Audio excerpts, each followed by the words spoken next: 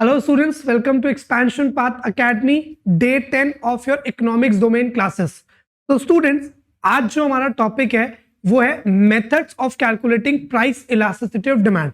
अगर आप last class को रिकॉल करो तो हमने ये समझा था कि प्राइस इलास्टिसिटी ऑफ डिमांड क्या होता है और degrees of price elasticity of demand क्या है. तो आज हम बात करने वाले हैं टॉपिक की which is methods of price elasticity of demand. ठीक है, मेजरली हम दो मेथड्स के ऊपर डिस्कशन करेंगे क्योंकि कैलकुलेशन वाले पार्ट पे वो दो मेन मेथड्स हैं जो आते हैं. सबसे पहला मेथड परसेंटेज मेथड. ऑलरेडी आप अपने क्लास 11th में काफी एक्सटेंड तक इस मेथड को पढ़ चुके हो. तो percentage method price elasticity of demand का क्या होता है ये समझते हैं. It simply calculates the percentage change in quantity demand due to percentage change in price of the given commodity. हाँ, मैं रिपीट करूंगा. आपके प्राइस में चेंज आने की वजह से आपकी क्वांटिटी में कितना परसेंट चेंज आता है, इसको कैलकुलेट करने के लिए जो मेथड बना है उसी को हम क्या बोलते हैं, परसेंटेज मेथड. अब कैलकुलेशन होती कैसे है उस पे मूव करने से पहले एक स्टेटमेंट है, वो स्टेटमेंट मेजरली अपने दिमाग में बैठा लो. ये आप ऑलरेडी पढ़ चुके हो कि लॉ ऑफ डिमांड की वजह से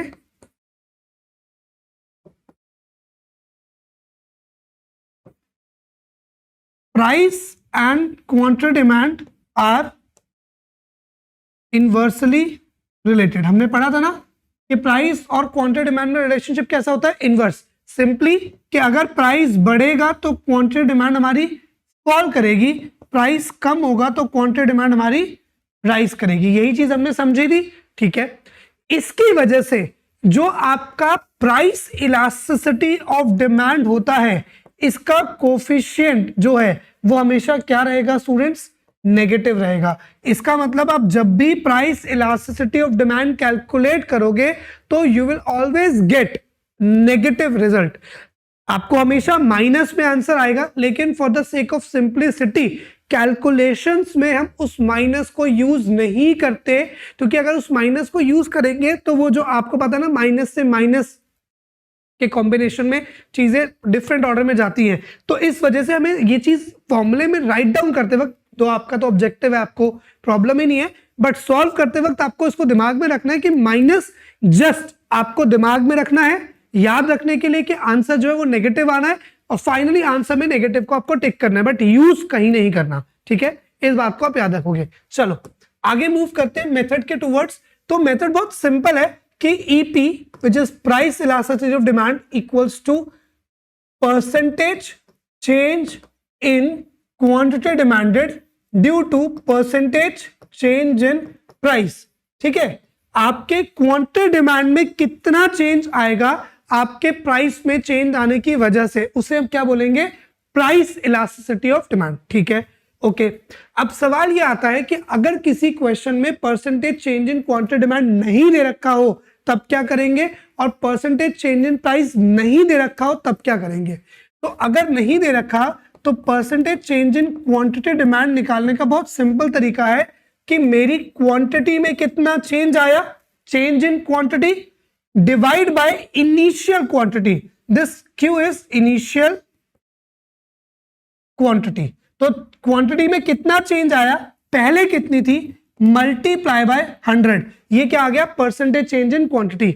likewise percentage change in price की अगर हम बात करें तो सेम तरीका, बस प्राइस आ जाएगा, चेंज इन प्राइस, प्राइस में कितना चेंज आया, divide by again same thing कि इनिशियल प्राइस कितना है, मल्टीप्लाई बाय 100. तो ये आपके पास क्या हो गया, ये आपके पास आ गया कि किस तरीके से आपको percentage change in quantity and percentage change in price निकालना है. अब एक बात समझो, अगर इसी को मैं फर्दर यूज करूं इस फॉर्मूले के अंदर तो मैं ये कह सकता हूं कि ईपी क्या है, change in percentage change in quantity. तो परसेंटेज चेंज इन क्वांटिटी की जगह स्टूडेंट्स मैं चेंज इन क्वांटिटी अपॉन में क्वांटिटी इनटू में 100 लिख सकता हूं, राइट. और परसेंटेज चेंज इन प्राइस की जगह मैं change in price upon price into में 100 लिख सकता हूं. अगर इस पूरे फ्रैक्शन को सिंप्लीफाई करेंगे तो 100 से 100 कैंसिल हो गया, तो finally what you will get, change in quantity upon change in price into में price by quantity. So this is the formula for elasticity of demand. तो ऐसा पूरी तरीके से पॉसिबल है कि आपको क्वेश्चन में ये बोले कि प्राइस जो है वो 5% राइज हो गया और डिमांड जो थी 100 से फॉल होके 80 पे आ गई. प्राइस का चेंज आपको स्टूडेंट्स किस में दे दिया, परसेंटेज के अंदर, लेकिन क्वांटिटी का जो चेंज है वो आपको किस में दे दिया, आपको न्यूमेरिकल टर्म के अंदर. तो उस केस में आप क्या कर सकते हो, बहुत सिंपल है कि पहले क्वांटिटी का चेंज कि 100 से कितना हो गया 80, तो अगर 100 से 80 हो गया तो चेंज कितने का आया 20 का, था कितना 100, तो 20 अपॉन में क्या आ जाएगा इनिशियल 100, तो 100 इंटू 100 कैंसिल हो गया, तो कितना परसेंट चेंज आएगा 20. और प्राइस का चेंज ऑलरेडी मैंने कितना बोला, कितना था 5. तो इस तरीके से अगर आपको परसेंटेज और क्वांटिटी दोनों दे रखी है तो हम उनको यूज करके अपना फॉर्मूला लगा के अपना इलास्टिसिटी का आंसर लेके आ सकते हैं. तो that is the percentage method. पहला मेथड आपके पास ये है. रही बात क्वेश्चंस की, तो ये मेथड्स कंप्लीट होने के बाद हमारी पूरी यूनिट 2 कंप्लीट हो जाएगी, जिसमें हमने कंज्यूमर थ्योरी से लेके इलास्टिसिटी ऑफ डिमांड तक की पूरी बात की है. देन प्रीवियस ईयर क्वेश्चंस के साथ और जो भी एक्सपेक्टेड क्वेश्चंस है वो हम तभी एक ही साथ प्रैक्टिस करेंगे. चलो अब मैं आपसे बात करूंगा नेक्स्ट मेथड की, which is your total expenditure method. Total expenditure method. अब स्टूडेंट्स टोटल एक्सपेंडिचर मेथड्स को टोटल आउटले मेथड भी बोलते हैं, और ये मेथड आपके प्रोफेसर एल्फ्रेड मार्शल ने डेवलप किया था. आप एक बात दिमाग में डाल लो, माइक्रो इकोनॉमिक्स की बहुत सारी थ्योरीज आपके लेवल तक खासकर प्रोफेसर एल्फ्रेड मार्शल ने कंट्रीब्यूट की, बहुत सारी थ्योरीज. तो टोटल एक्सपेंडिचर मेथड जो है वो उन्होंने ही बनाया था. अब ये मेथड इलास्टिसिटी को कैलकुलेट करता है किस तरीके से, by change in direction of total expenditure with और due to change in price. ठीक है, प्राइस में चेंज होने की वजह से मेरा टोटल एक्सपेंडिचर कैसे चेंज हो रहा है. तो आप प्राइस के चेंज से टोटल एक्सपेंडिचर के चेंज कौन सा, डायरेक्शन, वो कैसे मूव कर रहा है, उसके थ्रू आप क्या पता करते हो, आपका जो इलास्टिसिटी है वो क्या रहेगा. दो आपने इलास्टिसिटी के अंदर कितने डिग्रीज को पढ़ा था स्टूडेंट्स, मेजर 3-5 डिग्रीज को पढ़ा था. कौन कौन सी, perfectly elastic, perfectly inelastic, highly elastic, less elastic, unitary elastic.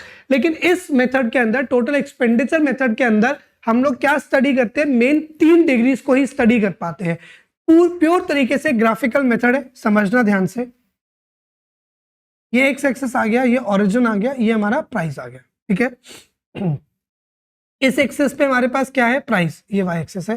ठीक है, और इस एक्सिस पे हम क्या लेके चलते हैं, टोटल एक्सपेंडिचर. अब ये मेथड ये कहता है, बहुत सिंपल है, ध्यान से समझना. मान लो किसी भी कमोडिटी का जो प्राइस था वो था OP1, या प्राइस को अभी इस दूसरे वेरिएबल्स को लेके चलते हैं अपना. चलो मान लो कि किसी भी कमोडिटी का प्राइस था OA, है ना.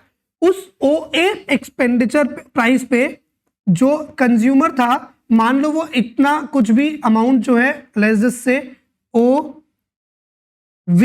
इतना एक्सपेंडिचर कर रहा है. OA प्राइस पे वो एक्सपेंडिचर कितना कर रहा है, लेस दिस से कि कोई पॉइंट है यहाँ पे, मैं मान लेता हूं कोई भी एक पॉइंट है X, वो XV जो है आपके पास क्या कर रहा है, OX एक्सपेंडिचर कर रहा है. अब प्राइस राइज होकर के OB हो गया, प्राइस राइज होके क्या हो गया, OA से बढ़ के OB हो गया. जो कंज्यूमर का एक्सपेंडिचर है मान लेते हैं वो भी बढ़ गया. प्राइस के राइज होने से कंज्यूमर का जो एक्सपेंडिचर है वो भी बढ़ गया. तो जहां पहले उसका एक्सपेंडिचर AV हो रहा था, अब उसका एक्सपेंडिचर कितना हो रहा है, BW. AV से बढ़ के BW, मतलब जब एक तरीके से कह सकते हैं कि प्राइस बढ़ा तो एक्सपेंडिचर बढ़ गया, या फिर प्राइस कम हुआ तो एक्सपेंडिचर कम हो गया. मतलब ये दोनों सेम डायरेक्शन में मूव कर रहे हैं. तो जब प्राइस के बढ़ने से एक्सपेंडिचर बढ़ जाए, ठीक है, या फिर प्राइस के कम होने से एक्सपेंडिचर कम हो जाए, तो ऐसे केस में जो इलास्टिसिटी आती है स्टूडेंट्स, वो क्या होती है, ईपी आपका लेस देन 1, तो यहां पे ईपी क्या रहेगा, लेस देन 1। चलो ओबी तक तो एक्सपेंडिचर आ गया। अब मान लो प्राइस बढ़ करके ओसी हो गया, ठीक है, लेकिन एक्सपेंडिचर आपका बिल्कुल सेम है, आपके एक्सपेंडिचर में कोई चेंज नहीं आया।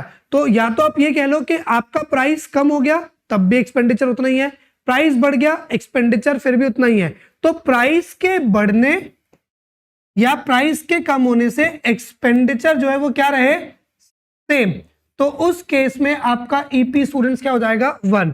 तो इस पूरी डायरेक्शन में आपका प्राइस इलास्टिसिटी कितना रहेगा स्टूडेंट्स, 1 रहेगा। दूसरा केस, अब प्राइस कितना हो चुका है, ओसी, मान लेते हैं प्राइस ओसी से बढ़कर ओडी हो गया, है ना, प्राइस कितना हो गया, ओसी से बढ़कर ओडी हो गया।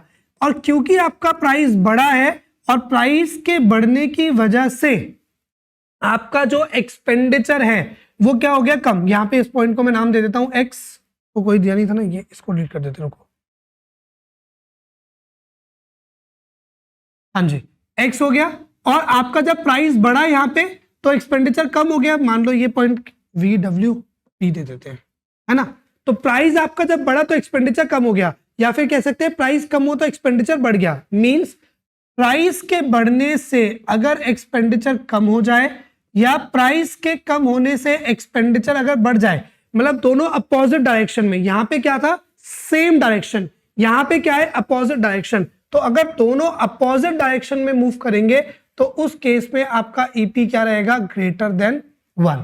तो मतलब 3 तरह की इलास्टिसिटी है जो सिंपली आपको याद करनी है।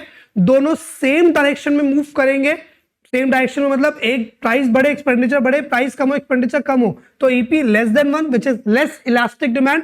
अगर प्राइस के बढ़ने घटने से आपका इलास्टिसिटी सेम रहे, एक्सपेंडिचर सेम रहे, तो ईपी इक्वल टू 1। और अगर दोनों अपोजिट डायरेक्शन में मूव करें, मतलब प्राइस के बढ़ने से एक्सपेंडिचर कम हो जाए और प्राइस के कम होने से एक्सपेंडिचर बढ़ जाए, अपोजिट डायरेक्शन, तो उस केस में जो आपका ईपी होगा स्टूडेंट्स वो क्या रहेगा, ग्रेटर देन 1। सो इस तरीके से टोटल एक्सपेंडिचर मेथड काम करता है। तो दोनों मेथड्स हमारे पास हो गए। चलो keeping that till here, next class में पहले हम पढ़ेंगे factors affecting price elasticity of demand.